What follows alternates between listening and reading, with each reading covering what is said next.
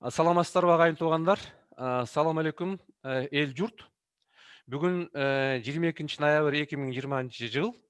Бүгүнкү маекке мен кыргыз уулдарынын алдыңкы бир көрүнүктүү катардагы уулу Масадыков Талатбек мырзаны чакырдым эле. Саламатсызбы, Талатбек мырза? Саламатсыңар. Талатбек Шамудинович жалпы кыргыз коомчулугуна таанымал ишмер. Рахмат сизге бүгүн убактыңызды бөлүп маектешкениңизге. Менин бүгүнкү сиз менен маектешүүгө болгон ынтызарлыгым азыркы биздин мамлекетибизде, ата журтубуздагы түзүлгөн кырдаал, 4 октябрдан кийинки курчуп кеткен абал, стабилдешип баратканда кайра бир аз тынчсыздандуулардын пайда болушу, анын бир белгиси болуп мына бүгүн эле 22 ноябрда эртең менен Бишкекте митинг болуптур. Анын арасында депутаттар жүрөт, жогорку кеңештин 1-2 депутаты, коомдук ишмерлер жана жаштар жүрөт. Эми бул жерде көпчүлүккө кыскача 1-2 секундка эле айткан маалыматым боюнча Талатбек мырза Москвада МИГИМОну бүткөн. Андан тышкары Лондондогу школа экономик деген жерде окуп, PhD'син окуган. PhD бизче кандидат наук докторантура. Андан тышкары кандидат наукту Россияда жактаган. Дипломатия боюнча көрүнүктүү кыргыздын кийинки муундагы адамдардын астыңкыларынын бири. Дагы бир далили болуп, ушу биздин коңшу Афганистан мамлекетиндеги тынчсыз абалга өзүнүн чоңбу кичинеби салымын кошуп келатат. 2003-жылдан бери демилге көтөрүп чыккан, жалаң эле бийлик менен сүйлөшпөй, андан тышкары Талибан кыймылы менен да сүйлөш керек деген менин оюмча туурабы, Талатбек мырза? Туура, Анын ошонун туура. жыйынтыгында 2009-жылы ООНдун Бириккен Улуттар уюмунун тапшырмасы менен ошол Талибан кыймылы аркылуу сүйлөшүүлөр болгон, Талибан кыймылдары менен. Андан тышкары акыркы айтып кете турган жерде нерсебиз Талатбек мырза 2014-жылы Кыргызстанга кайтып келип, баатырлар урпактары деп биздин баягы экинчи дүйнөлүк согушта, ата мекендик согушта курман болгон ата бабаларыбызды издөө, ошолордун аты жөнү тууралуу коомдук кыймылды түзүп, 2017-жылы Кыргыз Республикасынын президентинин өзүнүн кандидаттыгын коюп, анан катышкан. Туура. Талатбек мырза, эми улуу муун, ортоңку муун жакшы билет. Биз 1991-жылга чейин бир чоң мамлекетте жашадык, СССР деген. Анын 15 республика бар эле, тарып кетип, 31-август 91-жылы Кыргызстан өзүнүн өз каралдыгын алган. Мына андан бери 30 жыл өттү. Ушу сиздин эл аралык экспорт катары, өзгөчө конфликттерди жолго салуу, тынччылыкты алып келүү боюнча адис катары сиздин пикириңиз кандай? Мисалы мен кыстырма кылсам өзүмө өзүм, ошол эле коңшу биздин боордош республикалар бар эле. Азыр көз карандысыз мамлекет. Казакстанды алсак, эл аралык рейтингтер боюнча, жашоосу боюнча деле Казакстан бир топ астага кетти. Анан баягы түшүнүктөр бар. Лузер деп коет эмеспи англисче. Бир нерседен утулуп калган лузер мамлекеттер деп болуп айтылып жүрөт. Кыргызстан ошонун ичине кирип калды. Анан жанагы Failed country, баягы несостоявшее государствага да баратат деген түшүнүк болуп атат. Мына мурунку Советтер Союзунан ошондой кыйынчылыкка келип калган мамлекеттер бар. Украина азыр өтө кыйын болуп турат. Эгерде Украина жалаң эле 2014-жылы эмес, баягы конфликт болгондо Крым, Донбасс, андан мурун эле начар болуп келген. Мына Арменияда да кыйын болду. Ал эми Советтер Союзу таркагандан кийин бутуна туруп, баягы жалпы өнүгүп кеткенде айтып аткан ошо биздин эле боордош эл Казак мамлекети. Мына Россияны да алып көрсөк болот. 90-жылдары Россия өтө начарлап кеткен. Азыр болсо өнүгүп, дүйнөдөгү үчтүү мамлекеттердин катарына кирди. Эми сиздин оюңуз боюнча ошо негизги биз көңүлдү өзүбүздүн жерибизге, элибизге, мамлекетке бурсак, Кыргызстан өзүбүздүн мамлекетибиз эмне үчүн ушундай туңгуюкка келип түшүп калды? Сурооңузга рахмат. Эми бул маселени глобалдык көз караш менен караганда, мен ойлойм эми дүйнөдө чоң мамлекеттер болгондо чоң мамлекет. Албетте чоң мамлекет күчтүү болот да. Советтер Союзу маалында бул системасы туура болду, туура эмеспи, ал экинчи суроо да. Бирок чоң мамлекеттер ресурстар да колунда бар. Анан кийин ошол мамлекеттерде бул бийлик бир колдо болуп, жоопкерчилик болгондо гана өнүгө турган нерсе. Азыркы мына биздин Кыргызстанга барганда өзгөчө эми батыштын көз карашын колдогон партиялар деп айтып атышат. Эми мен ойлойм алардын бир аз көз карашы туура эмес деп да. Мен жеке өзүмдүн пикирим. Анткени биз Кыргызстандын ичинде батыштын үлгүсүн алып, Кыргызстандын кыргыздардын каада салтына, кыргыздардын менталитетине, кыргыздардын аң сезимине, кыргыздардын маданиятына, кыргыздардын тарыхына туура келбеген нерселерди кыргыз элине биз мажбур түрүндө ушуну кыласыңар деп эметип атабыз. Анткени үлгүнү биз батыш мамлекеттерден алып атабыз. Кечиресиз. Биз эмес, сиз эмес. Ошол баягы батыш, сиз айткандай, батыш мамлекеттеринде системана киргизебиз деген кээ бир топтор, кээ бир адамдар. Сиз ал тарапта эмессиз да. Ооба. Мен ошону айтып атам. Мен ал тарапта эмес. Жок, сиз биз дегениңизди айтып атам. Эми булар деп айтканда дагы туура эмес, анткени биз баардыгыбыз күнөөлүүбүз. Кээ бирөөбүз унчукпай кабыл алдык, кээ бирөөбүз жок деп айттык, кээ бирөөбүз ошолор менен кошулуп, анан кийин ушул болот экен деп ишенип эметтик. Ошондуктан жалпы кыргызстандыктардын күнөөсү бар деп ойлойм да, жалпы. Бирок албетте анын арасында ар кандай эми ой пикирлер бар. Мына бүгүнкү күндө мен ойлойм дүйнө өзгөрүп атат. 21-ci кылымга келдик. Акыркы өзгөчө мына 20-30 жылдын ичинде дүйнө өзгөрүп атып, мен ойлоп атам, батыш либералдуу демократиялык деген система дагы кризиске такалып калды. Ооба. Алар такалып, мына көпчүлүк батыш мамлекеттердеги да улутчул националисттик деген кыймылдар көбөйүп, анан кийин демократия либеральныйден кайра бу консервативный подходторго көбүнчө көңүл көбүрөөк бурулуп, ошондой болуп атат да өзгөрүүлөр.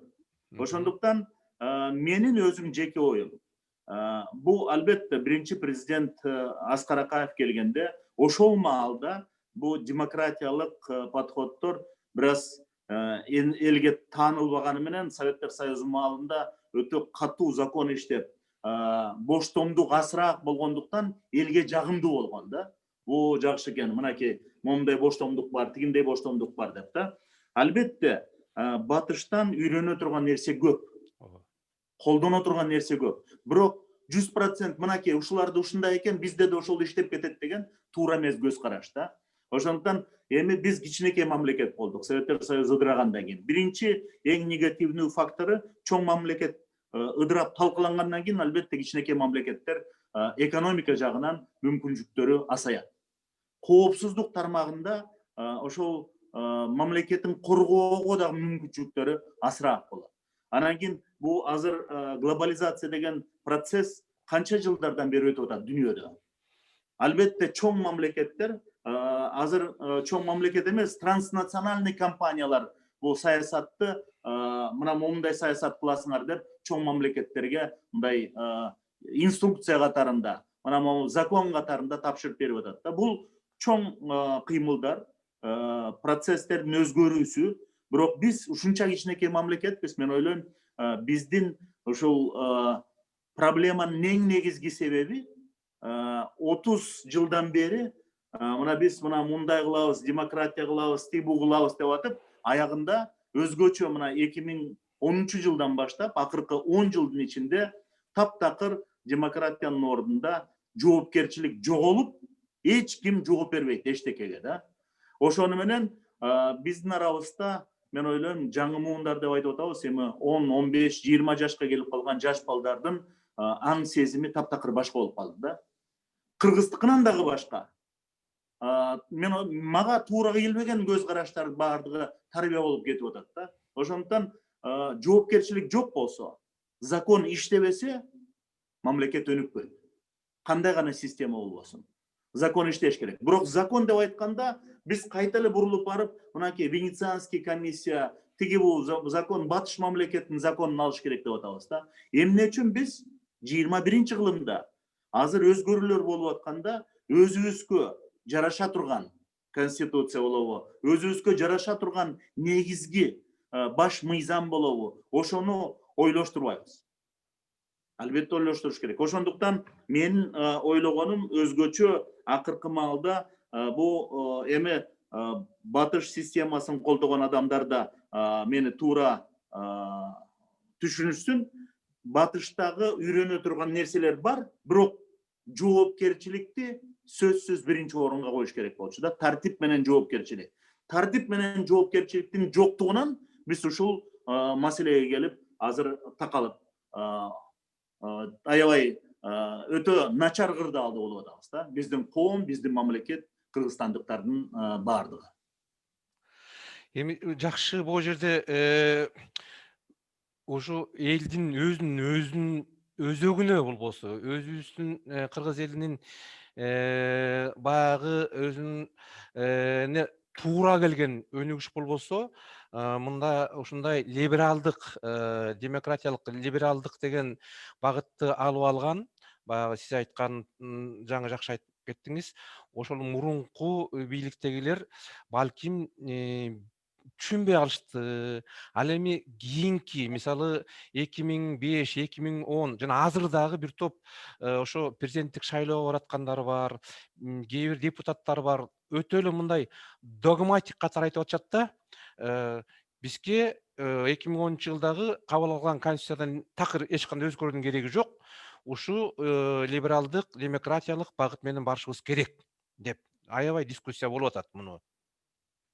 Эми биздин мамлекет, мен азыр дагы бир жолу тактадым, калкынын саны боюнча дүйнөдө бир 200гө жакын мамлекет бар да, 190дан ашуун болуш керек ушундай. 190 Ошондо бир ортодо экенбиз. Өтө деле кичинекей эмескенбиз.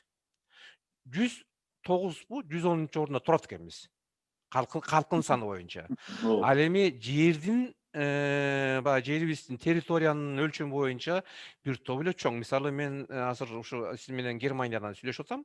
Дүйнөдө өтө өнүккөн мамлекеттердин бири Германия. Территориясы боюнча Кыргызстан 2ден 3-ün түзөт уже. Территориясы чоң эле. Демек бизде потенциал жакшы эле бар экен. Албетте, жана сиз айткандыгыңызга мен толук кошулам.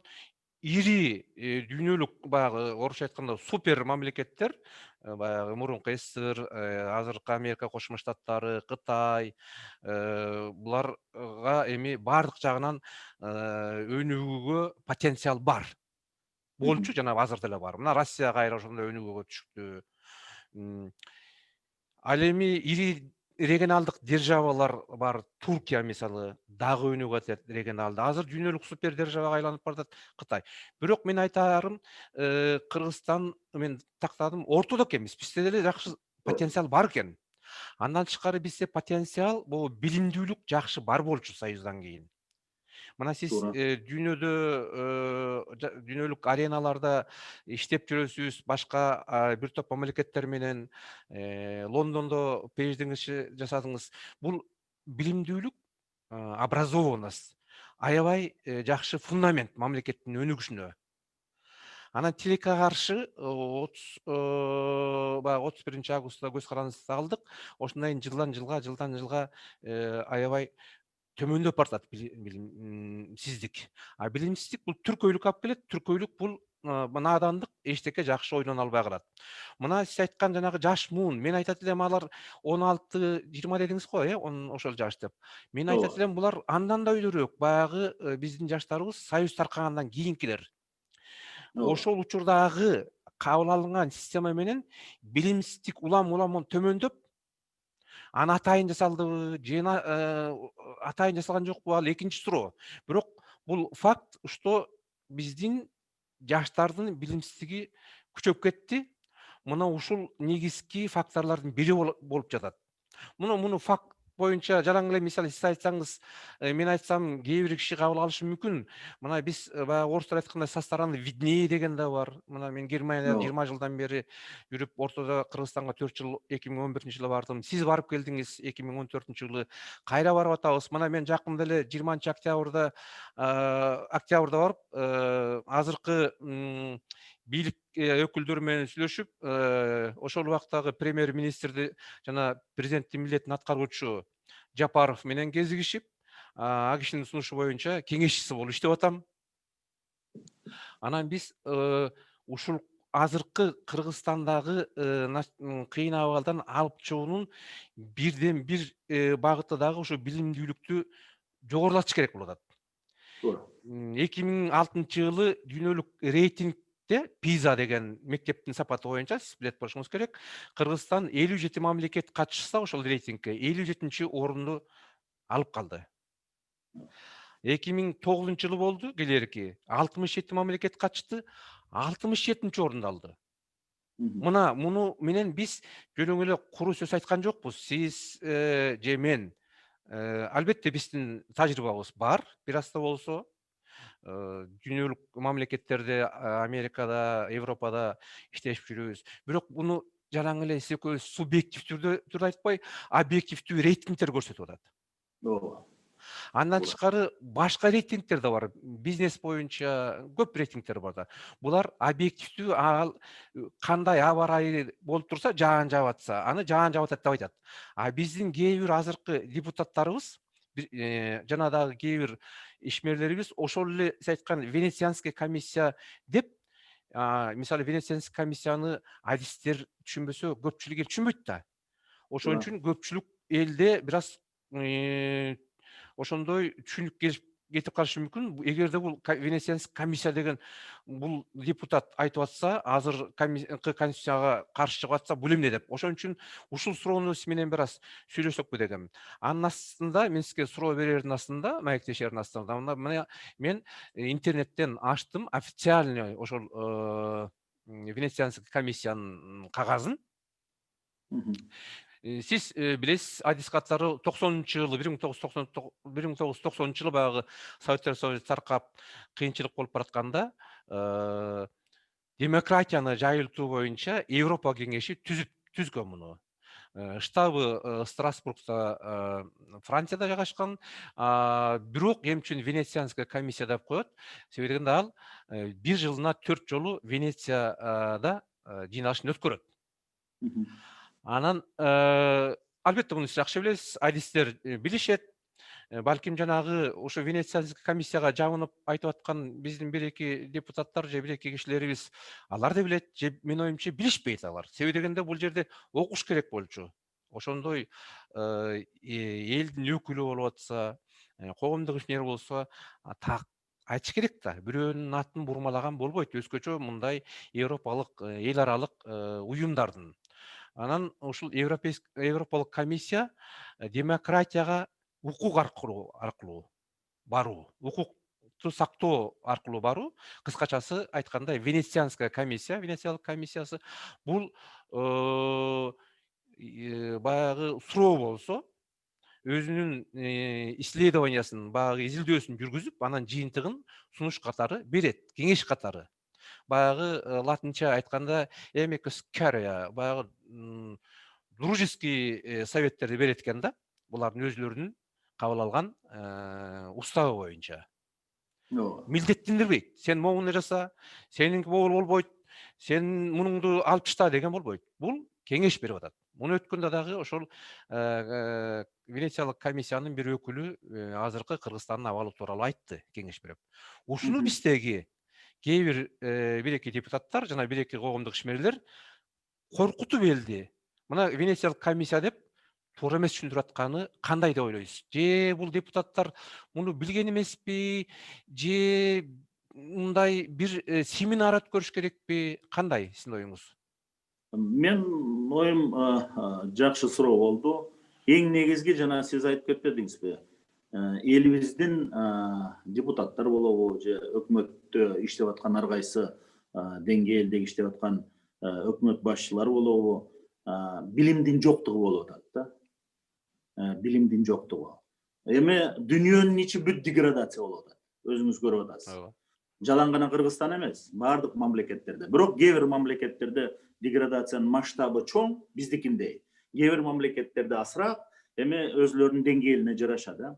Анан кийин мына ушул суроого жооп бериш үчүн менин оюмда Советтер Союзу маалында Советтер Союзу ыдырагандан кийин биз бардыгыбыз сөз боштомдугу бар экен, эркиндиги бар экен деп да.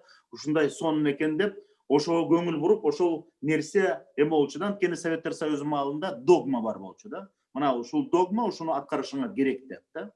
Анан кийин эми дүйнө жүзү да жана бул мамлекет, бул чоң коом да, организм катарында. Организм 30 жыл болобу, 10 жыл болобу, 20 жыл болобу өзгөрөт да. Өзгөргөндөн кийин биз да өзгөрүшүбүз керек. Эми мынакей ошол маалда керектүү нерсе элге ушундай эл муктаж болуп, сүйлөгүсү келип, ичиндеги бар болгон ойлорун айтып, ошол бийликке ээ болобуз деген бул подходдордун бардыгы эми ошону колдогон адамдар, алар дагы догма болуп атат да бүгүнкү күндө. Жок, ошол гана туура деп да. Биздин жашоо турмушубуз өзгөрүп атат. Бизде гана эмес. Батышта да өзгөрүп. Мына Америкада да өзгөрүп атат. Көрүп атасыңар эмне болуп атканын. Демократияда бизге мына азыр ошол демократияны колдогон адамдар айтып атат, мына демократия таза шайлоо болуш керек деп да. Мына карагылачы, мына бүгүнкү Америкадагы президенттик шайлоону башаламан болуп тытышып атышат бүгүнкү күндө. Канча фальсификация болду? Канча фальсификация ошону таап чыгыш керек да. Ошондо Жоржиядан таап чыгышыптыр 2000 голосу фальсификациясын. Ошондуктан мен айтып атам да, ошол туура, ошону үйрөнүшүбүз керекпи же биз дагы өзгөрүшүбүз керекпи? Ошондуктан менин өзүмдүн позициям дайыма мындай да. Мына бүгүнкү күндө керектүү нерселерди сөзсүз кабыл алыш керек, үйрөнүш керек. Андан уялбаш керек, намыстанбаш керек. Батыштагы көп нерселер бар, үйрөнө турган нерселер. Бирок үйрөнбөй турган нерсени үйрөнбөш керек. Аны четке кагыш керек. Бизде болсо, эми батыштын көз карашын колдогондор, алар да догматик болуп кетишти да. Сөзсүз мондай болот, сөзсүз мындай болуш керек деп. Мына Венецианский комиссиянын заключениясы бул экспертный заключение деп аталат. Бул мамлекет сөзсүз аны кабыл алып, мынакей Кыргызстан сөз кабыл алыш керек деген эме жок. Закон жок аны. Биз кайрылып Венецианский комиссияда 50 мамлекеттен ашык мамлекеттердин өкүлдөрү бар да. Алар адистер, юрист адистери да, ошол конституция боюнча. Алар талкуулашат, карашат, кайсыл мамлекетте кандай конституциялар бар экен деп да. Кантип иштейт, жана орусча айтканда система сдержек и противовесов дейт го. Ошолорду караштырат да. Анан кийин калганы болсо, заключение, консультационный заключение келгенден кийин биз өзүбүз ойлошубуз керек. Муну кабыл алабызбы, иштейби, же муну кабыл албайбызбы? Анткени бул догма катарында Венецианский комиссиянын заключениясы аткарыла деп эч ким айта албайт. Бул бир. Экинчи нерсе, жанакы билимди айтып атпайбызбы? Эми бүт жашоо турмуштун мындай алдыга бараткан, алып бараткан жанакы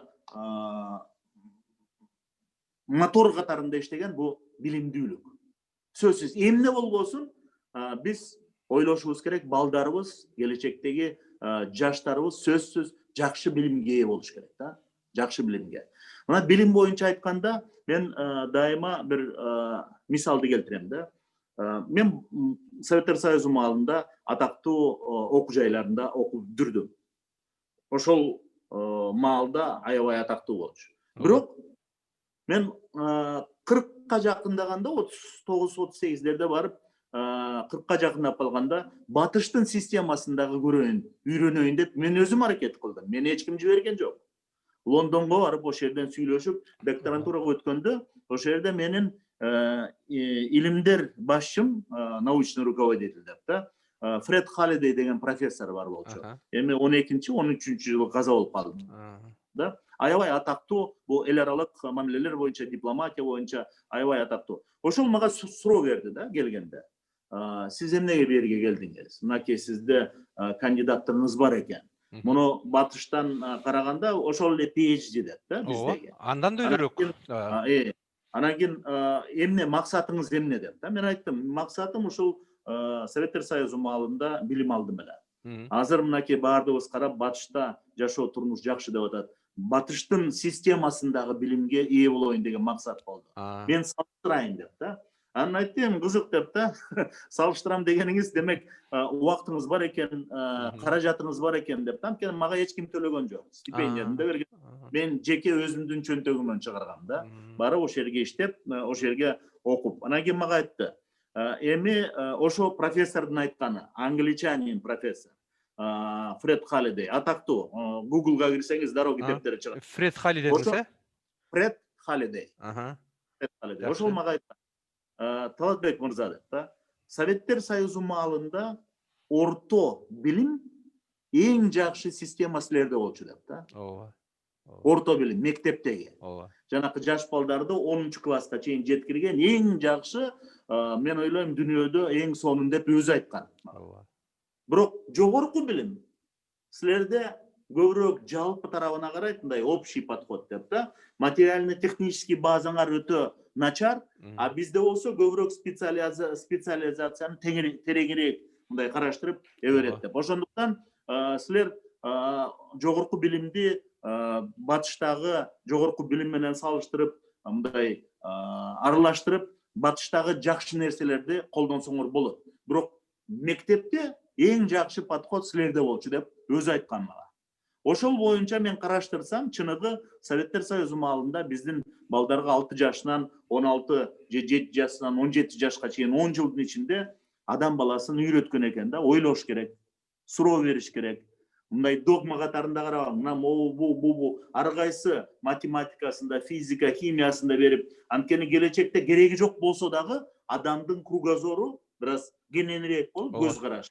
Жана бу тегерегибиздеги болуп аткан жашоо турмушту түшүнөт деп да. Анткени азыркы берип аткан мектептеги система, Балонский деп айтып атат, эмне деп айтып атканын билбейм. Мен туура эмес деп көрөм да. Мен жеке өзүмдүн пикирим. Ким макул болбосо алардын өзлөрүнүн иши, бирок мен өзүм. Анткени бу ар бир суроого экзаменге келесиң, 4 даяр жоопту даярдап койгон. Ошондон тандап алгын. Башың менен ойлобогун, логика кереги жок сага. Мына биз беребиз жоопту, ошондон тандагын деп да. Бул туура эмес. Мен балдарыбызды жаңы келечекте 21-кылымда жаңы өзгөрүүлөргө даярдайбыз десек, биз кичинекей кезинен баштап жакшы фундамент, билимдин жакшы фундаментин орноштурушубуз керек да. Андан кийин бу батыштагы болуп аткан нерсени сөзсүз үйрөнүш керек. Сөзсүз жакшы тараптарын үйрөнүш керек. Ошондуктан эң негизги нерсе, мен ойлойм, ушу билимдүүлүк. Ошол болбосо эчтеке жылбайт, эч кандай прогресс болбойт. Ошол нерсеге аябай чоң көңүлдү бурушубуз керек да. Кичинекейинен баштап тарбия жана билимдүүлүк. Тарбия дагы бир бу коопсуздук тармагына байланыштуу тарбия. Тарбияны бербесек балдарыбызга, анда жанакы азыр мультикультурализм деген нерселер бар батышта. Анан кийин ар бир адамдын эркиндиги деген да. Анан кийин мынакей жаңы президенттик шайлоо болду, Байден менен Трамп. Акыркы дебатында Байденге суроо берди да. Бир аял кишиден, менин кичинекей балам, жаш балам, 10-12 жаштагы балам, ушундай эмесин өзгөртөм деп да, жынсын өзгөртөм деп, эркек боломбу, аял боломбу деген. Ошондой суроо кандай дейсиз дегенде Байденин жооп бергени мындай болду. Мен ойлойм, ар бир адам төрөлгөндөн баштап эркин өзүнүн көз карашы болуш керек. Кандай кылса ошондой деп да. Мындай көз карашты биз кабыл албашыбыз керек. Бу адамзатка каршы нерсе да. Такыр. Мен мындай идеологияны эч качан колдобойм. Ошондуктан бу Байден жеңди деп өзүн өзү жарыялагандан кийин дароо биздин кээ бир саясатчыларыбыз куттуктайбыз деп келишти. Мен ойлойм, туура эмес кылды деп. Ошо жанагы батыш идеологиясын колдогон либералдык кээ бир депутаттарыбыз да ошо. Ошо. Мен ошондуктан мен ойлойм, мындай нерсе кирбеш керек. Туура. Бу мурунтан бери Алла Таала биз мына мусулман болсок, же болсо теңирчилер дагы, же христиан дини болобу, эркек, аял киши, үй бүлө, балдар, кичинекей балдар төрөлгөндө нормальный болуп өсүш үчүн ата-энеси болуш керек да, балдарда.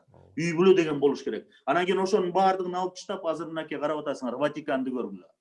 Бу Рим чиркөөсүндө азыр o erkek менен эркек үйлөнсө ошого боштомдук берип атат. Андай нерсени эч качан биздин коомго, биздин мамлекетке биз киргизбешибиз керек да. Ошого туруктуу туруш бериш керек. Анткени андай болсо бүттү элибизден айрылабыз. Жакшы, Аталбек мырза, ушул билим тууралуу, билимсиздик жана билимди өнүктүрүү тууралуу эгерде сиз убактыңыз болсо кийин кенен бир талкууласак өтө маанилүү болуп турат. Себеби дегенде мына сиз ушул жерден дагы ушуну сурайт элем, менин оюмча так айтып бере аласыз. Билимдүүлүктү анчинде ошо билимди ала турган тил тууралуу. Мисалы сиз англис тилин өтө жакшы билесиз, адис катары. Пушт тилин билесиз, көп тилдерди билесиз, өзгөчө англис тилин, эл аралык тилин. Эми бир мисалды сизге ошо бөлүшкүм келет, андан кийин анан биз өзүбүздүн берки негизги темабыз бүгүнкү жанагы конституция, азыркы Кыргызстандагы бүгүнкү абал тууралуу дагы бир аз сүйлөшсөк, анан ошондой бир 10-15 мүнөт ошондо сиз менен макулдашкандай 1 саат болот экен. Ооба. Мына мен дагы ушу батышка 40 жашында келдим, Германияга. Бирок мен стипендия менен келдим. Кыргыз ошол убакта Кыргыз президентинин кадры 21 кылымдын кадрлары деген программасы бар эле. Билет болушуңуз керек. Ооба, билем. Казакстандагы болашак. Ооба. Бул дүйнөлүк жакшы колдонулган система, Сингапур аябай колдонгон, Түштүк Корея, Кытай, себеби дегенде кадрларды 1-класстан баштап даярдагыча 20 жыл кетет, а 1-2 жылдын ичинде жакшы кадрларды даярдаш керек. Мына болашак Казакстанда аябай өнүгүп, Казакстандагы министрлердин көпчүлүгү, университеттин ректорлору, мугалимдердин бир тобу Англия, Германия, Франция, Америка, башка батыш мамлекеттеринен бүтүп келген, тилди жакшы билишет, адистер. Ошон үчүн дагы бир негизги себеби ошол кадрлардын бардыгы. Анан мен 1 жылга келгенден кийин биякта илим тууралуу сунуш кылып, Германия тарап иштеп калдым.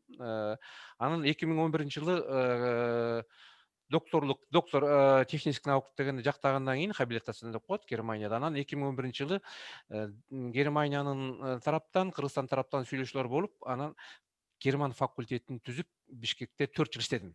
Бирок ошол убактагы эле жанагы 2010дон кийинки конституциянын негизиндеги жанагындай сиз айткандай чар жайыт, коррупция күчөп кетип, мамлекетти өнүктүрө турган бир күчтүү тарап жок. Анын коррупциянын айынан менин бийлигимди ошо директор болуп Германский институттагы жумушумду алып койгондо, Казакстанда программа бар экен, приглашение иностранных специалистов. Анан ал жерге барып 2 жыл проректор болуп университетте иштеп көрдүм, жана билимди казактардын окуучулары дүйнөлүк рейтингде математика, физика боюнча 7-8 орундарга чыгып калды.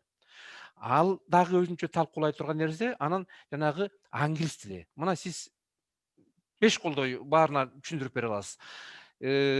Россиядан чыккандан кийин эле уже Туркиядан баштап батышта кыргыз тили, орус тили колдонулбай калат. Туура. Англис тили биринчи. Анан мен көрүп, ошо Казакстандагы абалды, анан Кыргызстандагы абалды көрүп, министрликке билим берүү көп жолго айрылдым. Мен өз көзүм менен көрдүм. Эгерде казак баланы 10-классты анан кыргыз баланы койсо 10 километр жарышка, кыргыз баласын старт дегенден кийин 3 саат кармап туруп кое берет экен. Демек, биринчи албетте казак бала келет. Бул салыштырмалуу образ. Англис тили боюнча. Казакстанда англис тилин сайдикте баштап окутат экен 2 жыл. Жакшы. Андан кийин 1-класстан баштап. А Кыргызстанда болсо мамлекеттик мектептерде 3-класстан, мына азыркыга чейин башталат, ошентип окутат. Мен элестетип көрсөңүз, казак бала 5 жыл окуду. Сайдикте 2 жыл, мектепте 1-класс, 3-класс. Албетте анан биздин кыргыз балдар, жаштарыбыз, кыздарыбыз артта калып атпайбы? Себеби дегенде дүйнөлүк маалымат көпчүлүк билгендей өзгөчө бул техника жагынан, өзгөчө бул технология жагынан, азыр ушул технологиядагы бир аз сүйлөшөйүн дедим эле, көпчүлүгү 90% англис тилинде. Анан буюрса муну эмки бир тема кылалы.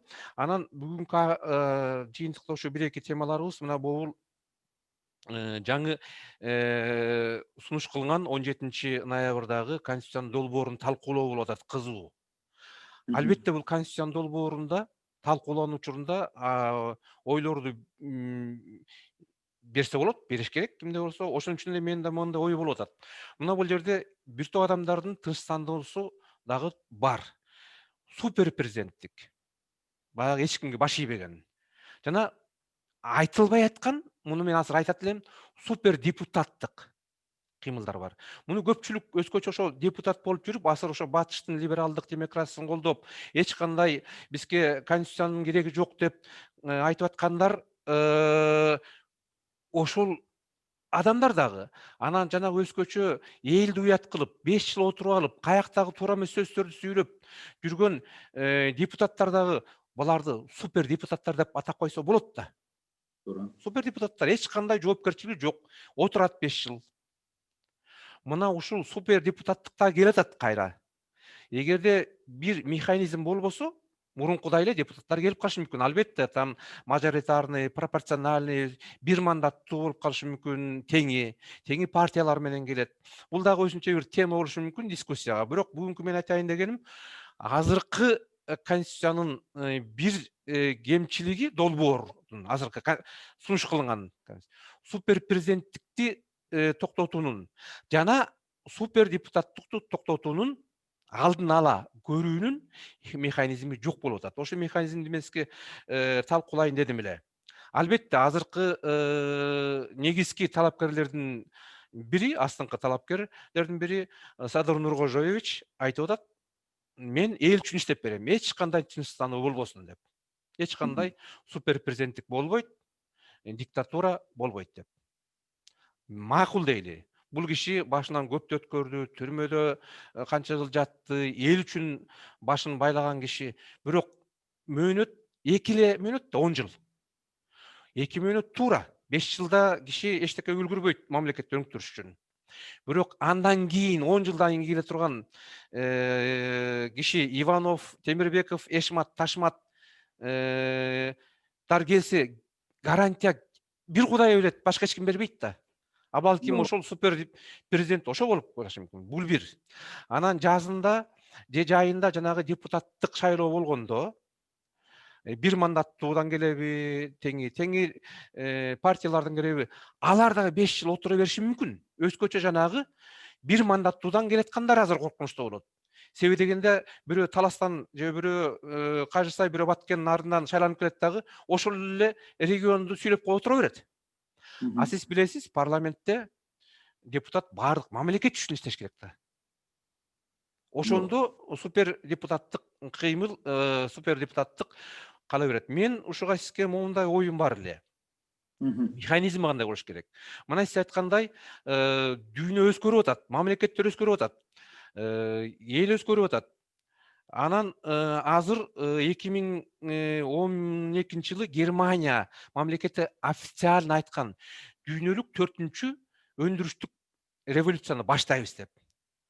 Эми революция деген бул такыр өзгөртүү. Мисалы жанагы коомдук революция, Октябрь революциясы болгондо ал коом такыр өзгөрүлгөн да. Капитализм, социализм. Андан кийинкилер революция эмес, ал бул бийлик алмашуу деп койсо болот, толкундоо. А бирок ошондой эле революция техникада да болот, өндүрүштө. Биринчи дүйнөлүк революция промышленная, Англияда болгон, баягы паровая машина болуп, буу машина. Андан кийинкилерди убакытта азыр кетирбейли, 4-чүнү санариптештирүү, цифровизацияны Германия мамлекети официально айтып, дүйнө өтө өнүгүп баратат ушул жагынан. Мисалы мен Казакстанда да 2 жыл иштегенде көрүп, Казакстан да ошол цифровизация менен жакшы, мисалы поезду болсо, ошо поездуна түшүп алды. Кыргызстан үлгүрбөсө поезд кетип калат. Туура. Анан ушул санариптештирүүнү колдонсок, мисалы Кыргызстан, биздин мамлекет көп деле мындай башка элдерге позитивный тажрыйба, үлгү бере элек. Ушул жагынан биз, менин оюмча, ушуну колдонсок, биз дүйнөдөгү биринчилерден болбосок дагы почти биринчи болуп үлгү көрсөтөт элек. Жанагы азыркы курултай деп жазылды. Азыркы конституциянын бир бөлүгүндө курултай функциясы жүрөт. Ошо тууралуу дагы сунуштар болуп атат, талаштар. Эми бул жерде курултай баягы кыргыз элинде, түрк элдеринде жүздөгөн, миңдеген жылдар бою эле келаткан да. Ушуну киргизген сунуш бар. Аны дагы ошо түшүндүрүп берген, ошолордун авторлору дагы бир аз чала түшүнүп атышат өзлөрү, менин оюмчачы.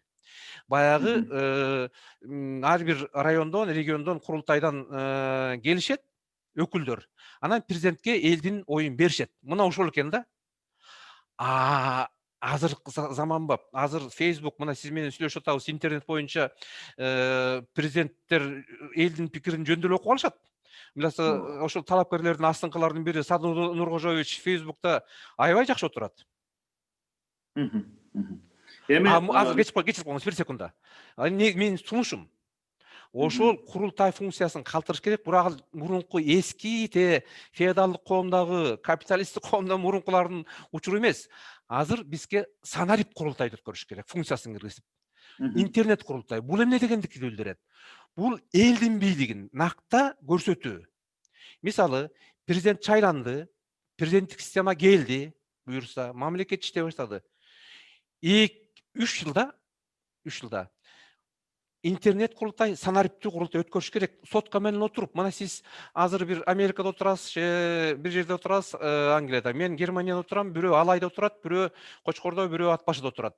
Ар бир кишиде паспортусунда бизде идентификационный код деген бар. Ошо менен эле бул программа, оп-оңой программа түзүлөт. Ошол программа менен эле добуш берилет. Мен 3 жылдан бери иштеп аткан президентти колдойм. Анан баягы бирөө колдойт, бирөө колдобойт, ар кандай болот. 50% плюс 1 болсо положительный. 50% минус 1 болсо 1 жыл берилет. 1 жылдан кийин дополнительный. Эгерде положительный болуп 50% плюс 1 болсо, анда 5 жыл андан ары дополнительный интернет курултай болбой иштей берет. Мына ушул интернет курултай санариптүү. Санарип курултайды депутаттарга 2 жылда, 3 жыл эмес, президенттер эмес, 2 жылда өткөрүш керек. Мисалы, Эшмат Таластан депутат, же Баткенден Ташмат. Анын фамилиясын эл 2 жылдан бери көрүп атат. Ал эл уят кылып атабы, дөөрүп, каякта бир болбогон сөздөрдү сүйлөп, иштебей эле отурабы, же дудук болуп, вообще балык болуп кеткенби? Отура бер, 2 жылдан кийин добуш берилет. Бул 2 саат, 3 саатта Кыргызстан эли жалпы добуш берип коюшу мүмкүн. Кнопкасын, ошол идентификационный код менен айлыгын алышат эл азыр болуп атат. Пенсиясын алышат, переводду алышат. Ошол эле анан ошол Эшмат же Ташматка добуш берет. Жанагындай эле 50% жалпы эл берсе, анда иштей берет. Жалпы эл бербесе, анда ага эскертүү берилбеш керек депутатка. Президентке эскертүү берилип атат. Дай 1 жыл көрөлү деп. Депутатка минус 50% албаса, башка депутат шайланыш керек. Муну ушул гана жалпы элдин бийлиги. Муну мен мисалды Швейцариядан 20 жыл мурун келгенде көрдүм эле. Швейцариянын калкы бизди мамлекет ушу территориясында бизден вообще кичирээк бирок калкы бизди, бирок өтө өнүккөн калк мамлекет, билесиз, Швейцария. Алар ошол убакта 20 жыл мурун эле ар бир референдумда законду кабыл алаарда, ар бир законду эли референдум өткөрүшкөн. Эми аларда макул, өнүккөн эл, акчасы бар деп түшүнсөк болмок мурун. Азыр болсо интернет менен эле. Мына азыркы учурдагы санариптештирүү революциясын Кыргызстан биринчи жолу колдонуп ушуга дүйнөгө көрсөтө алат эле. Дагы эң негизгиси өзүбүздүн проблемабыз чечилет эле. Антпесек супер президенттик жана супер депутаттык коркунуч калып калат. Кандай буга сиздин оюңуз? Эми 2010 жылы экинчи төңкөрүлүш болгондо жаңы ушул референдум аркылуу жаңы конституцияны алып келип эл колдоп беришти да. Эми колдоп бериштиби же коркконунан колдоштубу же башка стабилизация болду деп колдоштубу ал нерсе. Ошондо мен биринчи жолу 10 жыл мурун да биринчи жолу Кыргызстанда Бишкек, вечерний Бишкек деген гезитине интервью берген, азыр да архивде бар. Энден сураганда айткан, мен ойлойм дедим, мен эми парламенттик системага каршы эмесмин. Бирок менин жеке өзүмдүн оюм, биздин коом бул системага даяр эмес деп да. Менин өзүмдүн оюм болчу 10 жыл айткан. 10 жылдан бери мынакей 16 жылы ошо маалдагы президент Атамбаев аракет кылды. Бир аз өзгөрткөнгө да, кээ бир беренелерин. Бирок 20-жылга чейин өзгөрбөйт деген да. Мен ошондо дагы айткам, биз 20-жылга чейин өзгөртпөйт деген чечимди кабыл алгандан кийин анда дагы бир аз убакыт бар экен, иштеп көрөлү. Эми кабыл алынган конституциянын колдон келишинче кандай жакшыраак натыйжа берип, биздин коомго, элибизге иштеп бере алат. Иштейли биригип деп да. Мен каршы чыккан эмесмин, бирок ошол өзгөртүүлөргө каршы болгон. Мен айткам туура эмес. 20-жылга чейин коюш керек деп да. Эми мынакей 20-жылга келдик. 20-жылга келип, менин оюм сөзсүз конституцияны караштырыш керек, өзгөртүш керек. Анткени 10 жылдан бери конституция иштеген жок. Ушул конституцияны колдогон саясий күчтөр, ушул конституцияны колдогон саясатчылар, булар мен ойлоп атам, же өзүнүн жеке көз карашын карап ошону колдоп, ошонун аркасында өзүнүн саясатын өткөрүп атат. Алар элди ойлогон жок. Анткени мына 10 жылдын ичинде эл аябай начарлап, эл аябай бу кыйынчылыктарды тартып келатат. Анткени ушул системага келген парламент, жана парламенттин да жоопкерчилиги жок, өкмөттүн да жоопкерчилиги жок. 30 канча премьер-министр кетти, эч кимиси жасаган жумуштарына жооп берген жок. Президенттер качып кетишти. Биринчиси жок, экинчиси жок, үчүнчүсү ордонда временный президент деген Роза Исаковна жүрөт. Атамбаев камалды, Жээнбеков азыр кетти, эчтеке кыла алган жок да так. Бу системанын иштебегендиги. Так. Биз өзүбүзгө жарашпаган нерсени иштетебиз деп аракет кылдык да. Ошондуктан менин бүгүнкү күндөгү көз карашым, мына бүгүнкү күндөгү пикирим да. Пикир да алмашат. Мындай жашоо турмуш алмашкан сайын көз карашты алмашат. Адам баласы окуйм десе, догманы колдонбосо да, окуйм билем деп, бардыгын ошол өзгөрүүлөрдү караштырайын деп да. Менин көз карашым мындай болуп атат. Бу конституцияны сөзсүз өзгөрүш керек. Кандай кылып өзгөрүш керек? Мен дагы бүгүнкү бийликке келген жаңы бийликтин башчылары менен отуруп Кыргызстанда сүйлөштүм. Жакшы убакытта сүйлөштүк. Мен бул маселени көтөрбөйм деген, ошолор өзүлөрү көтөргөн бул конституция маселесин. Мен ошондо айткам, сиз көрүңүздөр. Анткени 2 айдын ичинде конституция долбоорун жасап коюп, дароо элге берип, анан кийин алмаштыра койгон туура эмес жол деп да. Процессуально туура эмес деп да. Муну сөзсүз кем дегенде бир 6 айдан баштап 1 жылга чейин талкуулаш керек. Талкуулаганда мына азыр биз айтып атпайбызбы? Мисалы менин көз карашым, батыштыкын мен кабыл албайм. Бирок кабыл алган адамдар да бар. Алардын да пикирин сыйлаш керек. Ошондуктан талкуулаганда бир гана долбоор эмес, 2-3 долбоорду элибизге түшүндүрүп бериш керек. Мына могу мамлекеттерде мына президентский форма правлениясы бар. Бул мамлекетте мынакей парламенттик система. Бул мамлекетте аралашма системасы жүрүп атат. Ушунча жылдын ичинде ушундай жетишкенчиликке жетишкен, ушундай негативдүү, ушундай позитивдүү тараптары бар деп да, ушул мамлекеттерди көргүлө деп. Телевидение, радио ачык айкын, конституционный комиссия болобу же конституционный совещание деп эме кылышат, ошону түзүп туруп, атактуу юристтерди алып келип, Кыргызстандын ичинде коомдук ишмерлерди, саясий лидерлерди алып келип, бардыгын телевидение, радио аркылуу талкуулаш керек эле да. Талкуулап, анан кийин натыйжасында референдумга бир гана долбоор эмес. Мына ушуну кабыл аласыңар же кабыл албайсыңар деп да. Менин жеке оюм 2-3 долбоорду бериш керек эле да. 2-3 долбоорду берип туруп, мынакей эми добушуңарды бергиле. Добушту бер дегенде ошондо дагы мен айткам. Азыр жаңы технологиялар боюнча IT технологиясында блокчейн деген бар. Ошону колдонуп туруп, биз азыр бюллетенди салганда, бу эмеге, урнага салганда, бу маалыматы окулуп дароо бир серверге кетип атпайбы? Биз ал серверди ачкыч бизде болсо бурмалайбыз, каалагандай кылып да.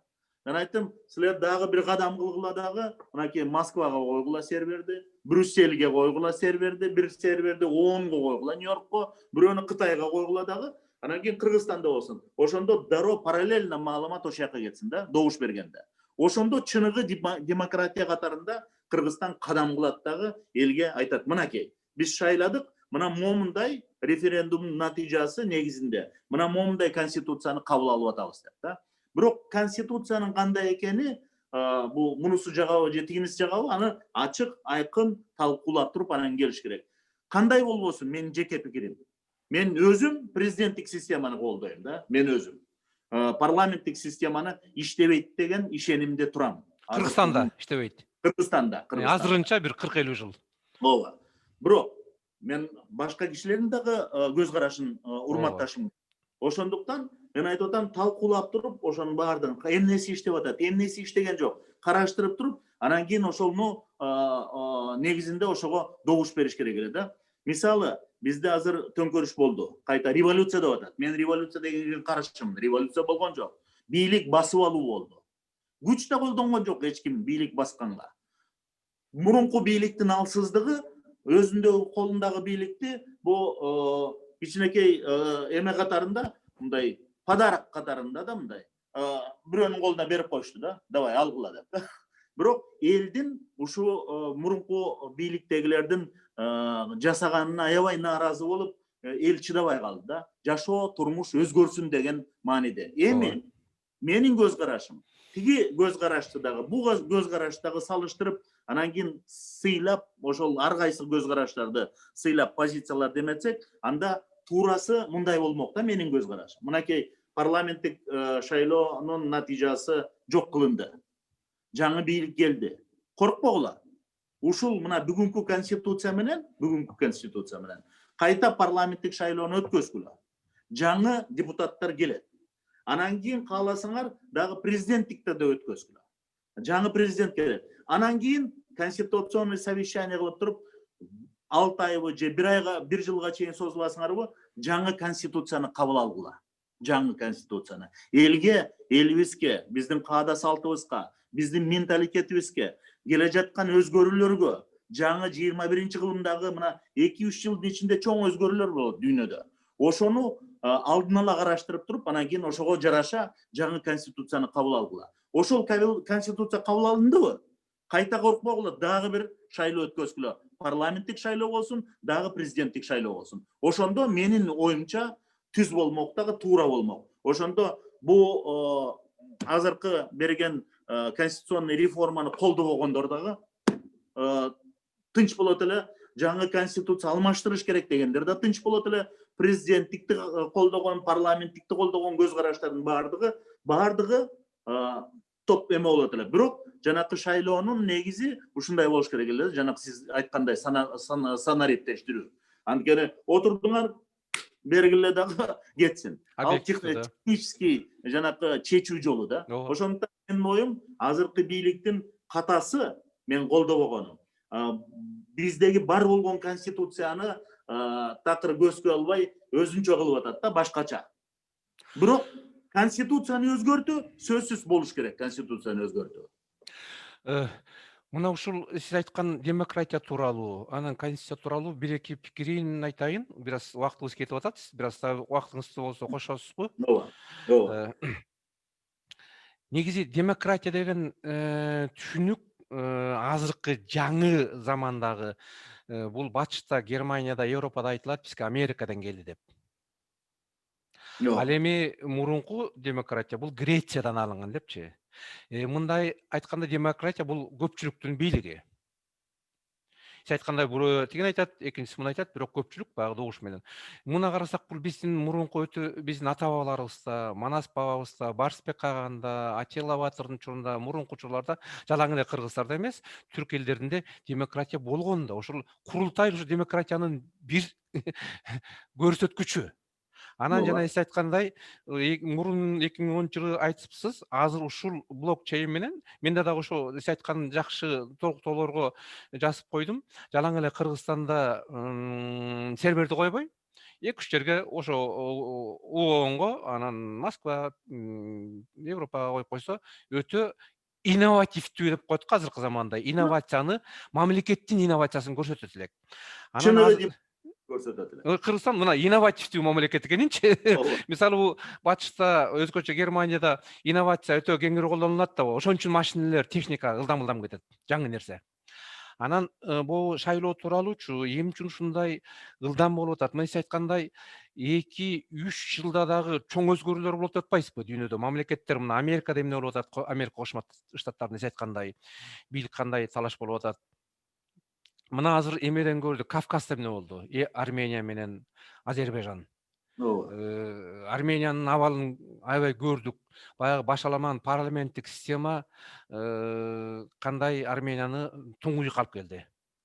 ооба Анан бул азыркы биздин дагы лидерлер мындай ылдам өткөрөнүбүз дегени анан жанагы 20 декабрдагы парламенттик система шайлоону болтурбаганы мурунку эле 20 декабрда шайлоо болсо мурунку эле партиялар ошол эле кишилер кайра келген атат да. Убакыт кетип атат. Дагы 5 жылга отурушат аларчы анда. Анан аны ал парламенттик шайлоонун уктап берсеңиз биз бир кыстырма да. э, Ушул 20 декабрда шайлоону өткөргөндө жанакы элдин добушун сатып алган партияларды бүтүн тизмеси менен үчөөнү тең чийип ташташ керек эле да. Жолотпош керек эле. Анткени ошолордун кесепетинен шайлоонун натыйжасы бузулду деп ушул 3 партиянын списогуна кирген адамдарды бирөөнү дагы киргизбей шайлоону өткөргөндө ошондо болмок. туура. Бирок ошол учурда ошол 3 партиядан тышкары жана сиз айткан батыш либералдык системасын жактагандар өтө көбөймөк да. Мына сөзүңүз жаңы айттыңыз, ошолор 2010 жылдан бери, андан мурнурактан бери туура эмес багыт алып, башаламан система кылып, жана сиз айткандай балким өзүнүн кызыкчылыгы үчүн киришкенби, мына туңгуюкка алып келгенден кийин, анан ошолор эле кайра күчтөнүп кетип, ошол коркунуч болду. 20 декабрда шайлоо болгондо, балким ошолор бийликке калып калып, дагы 10 жыл Кыргызстан жок болуп кетмек анда. Мына ошондуктан Мен ойлойм, саясатта андай нерседен коркпош керек. Кыргызстан кичинекей мамлекет да. Азыр элдин көпчүлүгү ачыгын айтканда, мына могу батыштын көз карашын колдогон, парламенттик системаны колдогон өзүм шаардан төрөлүп өстүм, башка мамлекеттерде көрдүм. Батыш мамлекетте узак жашап дагы көрдүм мен. Ал эмнеге? Ошондуктан мен ойлойм, бул системаны колдогондор аз. Жалпы элдин көпчүлүгү баары бир мындай президентский болом. Мен үчүн мисалы айырмасы жок. Парламент десеңер мен дагы сыйлайм көз карашты. Парламенттик болсо, бирок жоопкерчилик керек да. Жаңа система сдержек противовесов деген сөзсүз президент болсо сөзсүз жоопкерчилик жазылыш керек. Момну кылды, кандай убакытта, кандай эмеде импичмент болот, кантип жазаланат адам, кылмышты кылган адам. Парламент болобу, ошол да жазылыш керек, премьер-министр болобу, ал да жазылыш керек. Анан кийин биздин жанакы батышты колдогондор эчтеке жок. Мына 10 жылдан бери жоопкерчилик жок. Баардык көчөдө, баардык мен кыйынмын, сен кыйынсың, эл болсо кыйрап, такыр эчтекеге жетишпей, кыйналып, мына азыр эң эле төмөн түшүп кеттик да. Ойлойм дагы 1-2 жылдын ичинде таптакыр эме болот го деп. Бирок ошондо дагы 6 ай анча көп убакыт эмес эле. 6 ай. 2 айдын ичинде ушуну бат жасай коебуз деген кереги жок болчу да. Менин көз карашым. Мен көз карашым менен балким сиз макул болбойсуз, бирок жеке оюм Кыргызстандын ичин сүйлөшүп келсек, ошондо баардык күчтөр, менин да оюм бар экен, мына мунун да ою бар экен, ошонун баардыгын салмактап, ошонун баардыгын сыйлап, мына ушундай процессуальный жол менен баратабыз деп да. Ошондо тышкы мамлекеттерге, чет мамлекеттерге дагы биз нормально бул эл аралык коомдун ичинде булар эмне болуп атат деген суроо келбей, бир аз мына закон менен кетишти, закон менен өзгөртүштү, макул ушул закон менен кетип баратат деген ой болмок дагы бизди кабыл алышмак.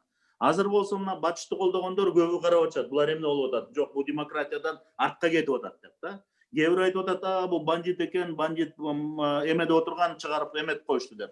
Мен аны менен дагы туура эметпейм. Мен эч кимисин жактабайм. Алар менен сүйлөшкөндө жаңы бийлик менен мен айткам, мен силердин душманыңар эмесмин. Бирок мен силердин мына могу жолуңарды да колдобойм деп да. Туура эмес катачылыктарды кетирбеш керек. Биз өтө ушундай кырдаалда туруп атабыз. Азыркы эң негизги мүмкүнчүлүктөрдү колдонуп, биз чыгып кетиш. 2 ашып кетсе 3 жылдын ичинде Кыргызстан ушул өзгөрүүлөрдү колдонуп туруп атып кетиш керек да, алдыга чыгып кетиш керек. Баардык эң жакшы технологияларды колдонуп да. Муну колдонбосок анда бүттү, биз талкаланабыз. Анан кийин элибиз айтып атпайбы, биз эгемендүүбүз, эгемендүүбүзбү? Дүйнөдө egemendүү 100% egemендүү мамлекет жок. Bir iki üç öyle var. Экинчи эгемендүү эмес, глобализация да Bir эгемендүү. iki üç öyle. Алар дагы ар кайсы шарттардын тегерегинде ошолордун таасири менен ар кайсы шарттарга, кадамдарга барып атышат. Ошондуктан эгемендүү деп өзүбүздү калпайтпашыбыз керек да. Doğru. Anan mına siz aytkандай 1-2 жыл дагы ушундай өнүгүү кете берсе 2005-2010 бери келаткан элдин турмушу өтө начарлап мамлекет деп айттыңыз сиз. Элдин турмушу өтө начарлап кетти деп. Мен кошумчалайт элем, мамлекеттин абалы өтө начарлап кетмек. Жана сиз айткандай мамлекетке коркунуч келип калды. Мамлекеттүүлүктү жоготууга. Мына ошондуктан азыркы бийлик өзүнүн жоопкерчилигин алып, ылдамыраак иштебесе, биз убакыттан 30 жыл уттуруп койдук. Жана азыркы 1-2 депутат айтып атпайбы, анан коомдук ишмерлер, эгерде биз парламентаризмден артка кетсек, президенттик системаны киргизсек, анда биз кайра 20-30 жыл артка кетебиз деп. Бул нонсенс алардын айтканы. Себеби дегенде Кыргызстан уже 20-30 жыл артка кеткен. Келтат артка кетчи. Вот ошону алар кайра өзлөрүнүн момунда бурап коюп атат. Демек биз ушундай коркунучтуу абалда мамлекет келди. Мына сиз өтө Айдис катары жакшы билесиз Афганистандагы абалды азыр. Аякта мына Трамп жаңы эле чечим кабыл алды деп атышат президенти, Американын президенти. Американдагы бир топ аскерлерин чыгаруу тууралуу. 15 январга чейин Афганистанда 2,5 миң гана аскер калат. Анткени азыркы маалда 4,5 миң аскер бар Американыкы. НАТОнуку дагы бир 3 миңден ашыгыраак, 4 миңге жакыныраак. Ошонун бирге эсептегенде азыркы маалда бир 9 миңге жакын аскер бар дагы. Ошонун ичинен Американыкы 15 январга чейин дагы 2 миң аскерди чыгарып кетиш керек. Албетте бул Американын өзүнүн иши. Балким кээ бирөө колдойт, бирок объективдүү алганда конфликт балким күчөп кетиши мүмкүн. Афганистан бизге жакын мамлекет. Конфликт күчөп кетсе, бизге коркунуч өтө чоң болот. Себеби дегенде биздин мамлекеттин экономикасы өтө начар, курал жарак күчтөрү дагы өтө жакшы эмес. Бул негизги коркунучтардын бири. Бирок андан тышкары дагы местный конфликттер бар. Дагы башка себептер бар. Ошон үчүн жанагы несостоявшееся государствого баратат деп эксперттер туура айтып атат да. Анализ жасап атышат. Ана ушул учурда жанагы чечкиндүү кадамдарга барыш керек болуп атат да. Багы нестандартный. Эгерде жана сиз айткан туура айтып атасыз. Жанагындай 6 ай, жарым жыл, 1 жыл, кээ бирөө 2-3 жыл деп атат. Ал баягы мамлекет туруктуу болсо, өнүгүп атса, сиз билесиз да, баягы туруктуу өнүгүү деген мамлекеттин. Анда ал стандарттык чечүү. Ага туп-туура. Бирок жанагындай машине тыгылып калса, мындай айтканда, баягы жөнөкөй тил менен айтканда, аны бульдозер тартып чыгарабы, баягы ылай чачылат бульдозер тартса, же грузовик тартылабы, негизгиси лайдан чыгыш керек болот атпайбы? Албетте бул жерден дагы балким талкуунун учурунда дагы ойлор келер, дагы мындай башка пикирлер менен да көбүрөөк эсептешүү. Бирок жалпы жону мен сиздин оюңузду түшүндүм. Президенттик система керек экен деген ойду түшүндүм. Анан сиздин жанагы оюңуз мага кошумча жакшы нерсени берди. Эгерде санариптүү курултай өтсө, жөнөкөй курултай эмес, баягы ар кайсы региондордон келип чечишкан, өзлөрүн чечише албай убара болбой, бул санариптүү, бул негизи ар бир мамлекеттеги бийлик, ар бир конституцияда эле жазылып турат. Мына азыркы келаткан конституцияны деле бир 80-90% мен окуп чыктым. Мурунку конституциядан алынган баягы эркиндик, элдин бийлиги. Ошондо ар бир мамлекетте бийлик элге таандык да, эл. Бир партия эмес, бир киши эмес.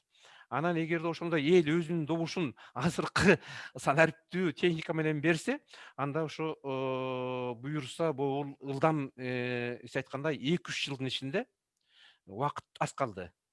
Өзгөчө санариптештирүү, мен дагы уже айтат элем, поезд катуу кетип баратат. Анан ошондо сиз экөөбүздүн мамлекетибиз, элибиздин мамлекетибиз аста келет го деп айтканыңызга мен рахмат кошулам. Анда сиздин убактыңызды пландаштарынан тышкары дагы бир 15 мүнөт көбүрөөк алып койдум окшойт. Кечиресиз.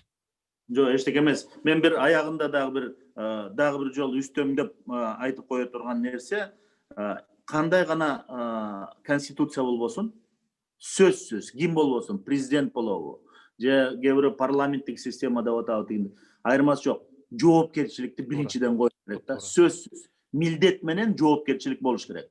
Адам баласы бүтүн мына бийлик колунда, анан кийин эмне кылсам ошо кылам деген жок. Кылдыңбы, жооп бересиң. Анан кийин туура эмес кеттиби, кет башың менен жооп бере тургандай жоопкерчиликти жазып, эң башкы низамга коюш керек. Ошондо гана биз жыла алабыз да. Бүгүнкү парламентте, бүгүнкү парламент болобу, бүгүнкү өкмөт болобу, бүгүнкү конституцияда жоопкерчилик жок. Эч ким каалабайт. Муну каалаган ушул конституцияны колдогондор жоопкерчиликтен качкандар деп эсептейм мен. Анткени буларга ушундай анархия дагы кырдаал жакшы да, уурдаганга да жакшы, каалаганын сүйлөгөн. Сөз эркиндиги болуш керек. Бирок сөз эркиндиги анда ченелүүсү болуш керек да. Сөзсүз бирдемени калп айтып, бурамалап айтсаң, ага да жооп беришиң керек. Бирок кимди сынайсың, айта бергин, айырмасы жок. Демек, эң негизги нерсе жоопкерчилик. Абдан туура. Ошо өзгөчө бийликтеги мен дагы бир кыргызча айтканда кысырма деп коюшат, дагы бир оюм бар эле. Жакшы айттыңыз, жоопкерчиликти жазуу ошол өзгөчө бийликке. Ооба. Анан ошого карата мен Карл Маркстын бир айтканы эсиме түшүп кетти. Карл Маркс мисалы Германияда кайда эстеликтерин коюшкан, өтө Германиянын негизги философтордун бири деп эсептелет. Карл Маркс. Анан ошо кишинин Капитал деген эмгеги бар, билесиз момундай. Анан ошонун айткан, жазганы 1840-жылдар болуш керек эле бар да. Ошондой капитализмде, Кыргызстан дикий капитализмде туруп атпайсызбы? Германия баягы 1830-жылдары дагы аябалда. Ошондо айтыптыр, эгерде бизче айтканда азыркы олигархтар же ошо бизнесмен, депутаттар ал убакта Маркстын убагында капиталисттер деп койчу да. Эгер 100% прибыль аласың, бирок законду бузуп прибыль аласың, бирок сен анда сенин досторуң, туугандарың жазаланат десе, мейли дейт экен, жазалана берсин деп. 200% прибыль аласың, бирок анда сенин балдарыңдан, аялыңдан ажырайсың десе, бара берем дейт экен. Мага капиталист үчүн прибыль важно депчи. 300% прибыль аласың, бирок сен ал убакта дарга касчу да. Дарга касыласың кийин десе, мейли, самый главный прибыль алам деп бара бериптир. Анан ошого карата айтып атам, менин оюм мындай болот да. Бул пенде экен да. Ошол эле немистер 1830-жылдар ошондой болуптур, Маркс жазгандайчы. Анын азыркы ошондой конституцияга жазсакпы, мыйзамга жазсак деле жоопкерчиликтичи биздин жанагы кээ бир олигархтар, кээ бир депутаттарыбыз бара бериши мүмкүн. Мисалы мурунку бир эки президент деле көрүп атышат да, алар тургай мына Лондондо деле биздин канча деген кыргыздарыбыз жүрөт, ошо коррупция менен 20-30 миллион доллар чыгарып кетип, бир топтор жүрбөйбү Лондондо. Анан туура жоопкерчиликтин баарын жазыш керек, бирок эң негизгиси механизм керек окшойт да. Ошо механизм убагында токтоткон. Мисалы, ал жоопкерчилик жазылды, депутат болуп шайланды, же министрби, бийликпи, бул жерде жоопкерчиликти жалаң эле президент, депутаттарга эмес, министрлерге, ректорлорго, ошолорго да коюш керек болуп атат.